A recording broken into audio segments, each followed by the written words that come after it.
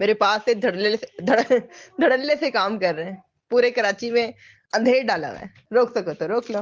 اتنے سمجھدار ہو گئے پھر فضول بچوں والی باتیں کر رہے تھے میرے ساتھ. اصل میں نا آپ لوگوں کی عقل ہی گھٹنوں میں، اسی لیے ابھی تک وہیں پہ بیٹھے ہو. اب پتہ نہیں کہاں سے آ جاتے ہیں منہ اٹھا کے، پنکی میں پنکی کو پکڑوں گا میں پنکی کو پکڑوں گا.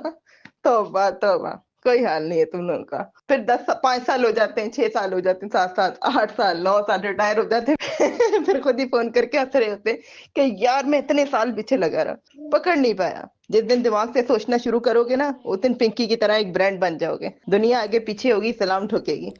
انمول، جس کو آپ سب دا ڈرگ کوئین پنکی کے نام سے جانتے ہیں، ایک ایسی عورت جس نے پورے 13 سال تک سسٹم کو اپنا غلام بنائے رکھا.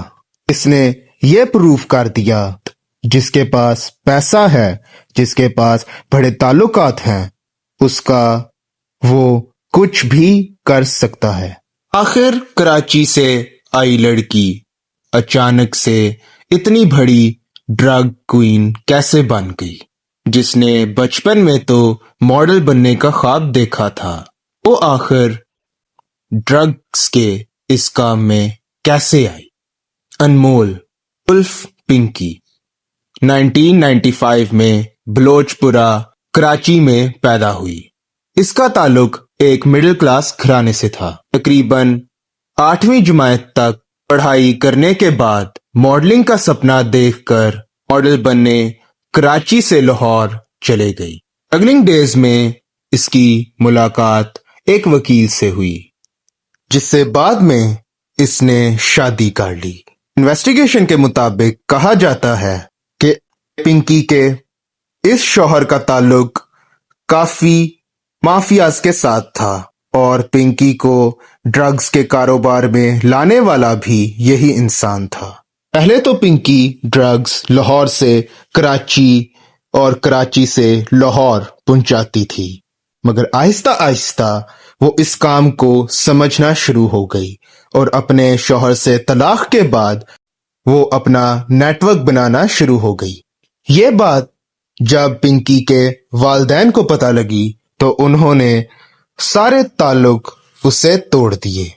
پنکی نے دوسری شادی ایک ڈی ایس پی سے کی جو پنکی کو ہر طرح سے پولیس پروٹیکشن دیتا تھا.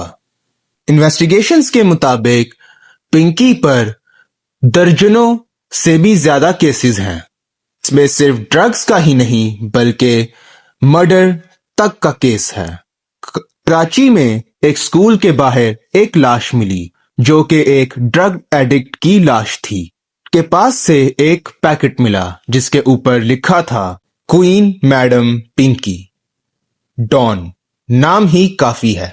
انویسٹیگیشن کے مطابق پنکی اپنے فنگر پرنٹ ایک ایسڈ کی مدد سے ختم کر لیے تھے تاکہ پولیس ریکارڈز میں اس کا نام نہ آئے.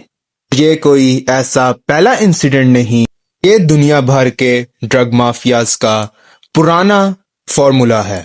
پنکی نے اپنا کاروبار بڑھانے کے لیے بہت زیادہ ہائی کلاس بارز، پارٹیز وغیرہ میں اپنا نیٹ ورک بڑھایا، جس سے اس کے بہت سارے بڑے لوگوں سے تعلقات بنے.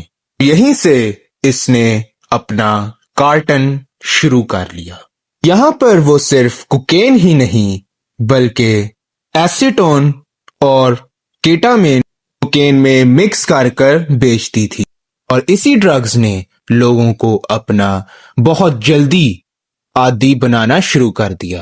پنکی کا کام صرف کراچی کی حد تک نہیں بلکہ پورے پاکستان میں پھیلا ہوا تھا، جس میں لاہور، اسلام آباد، راولپنڈی، یہاں تک کہ گلگت بلتستان تک بھی اس کا مال جاتا تھا. وہ اپنا مال پبلک ٹرانسپورٹ یعنی بسز وغیرہ کے ذریعے پہنچاتی تھی. پنکی نے اپنا مال آگے تک پہنچانے کے لیے رائڈرز کو بھی رکھا تھا، اور اس کی گینگ میں میل رائڈرز سے زیادہ فیمیل رائڈرز تھیں، کیونکہ پنکی اس چیز کو بہت اچھے طریقے سے جانتی تھی کہ پولیس اکثر عورتوں کی اتنی زیادہ چیکنگ نہیں کرتی. यही उसके लिए सबसे ज्यादा आसान पॉइंट था। इन्वेस्टिगेशन के मुताबिक पिंकी इससे पहले भी लाहौर में अरेस्ट हो चुकी थी, मगर वहां पर उसने अपने कॉन्टैक्ट्स का इस्तेमाल करते हुए करीबन 9 करोड़ की रिश्वत देकर वहां से अपने आप को छुड़वा लिया था। और फिर 12 मई 2026 कराची पुलिस ने एक घर में छापा मारा जहां पिंकी छुप कर रह रही थी, और फौरन पिंकी को वहां से अरेस्ट कर लिया गया। हम देख सकते हैं कि कैसे पिंकी ने अपने इस कंटेंट को चलाया और ये साबित किया कि जिसके पास पैसा हो वो कुछ भी कर सकता है। मगर अरेस्ट होने के बाद पिंकी की एक वीडियो सामने आई कि जेल में रहते हुए उसको प्रॉपर वीआईपी प्रोटोकॉल दिया जा रहा है, ना ही हाथ में कोई हथकड़ी, ना ही कुछ। इसके बाद सिंध गवर्नमेंट ने इसके ऊपर एक्शन लिया और ये पता लगाया कि आखिर पिंकी के पीछे ऐसा कौन है जो उन्हें वीआईपी प्रोटोकॉल्स दे रहा है। न जाने कितने ऐसे लोग होंगे जिन्होंने इस नशे की लत से अपनी जिंदगियां बर्बाद कर ली, और कुछ ऐसे भी लोग होंगे जिन्होंने इस लत की वजह से अपनी जान खो दी।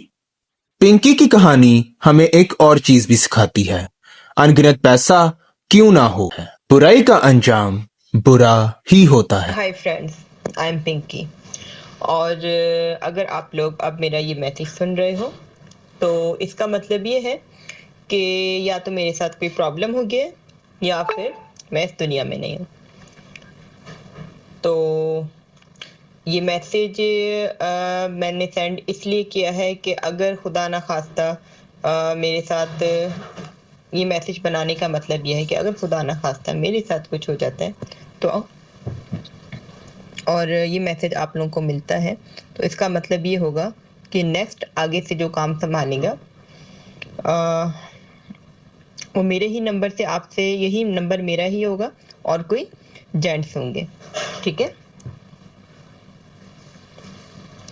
तो समझ ले मेरे फ्रेंड होंगे और वो आगे से इस काम को हैंडल करेंगे।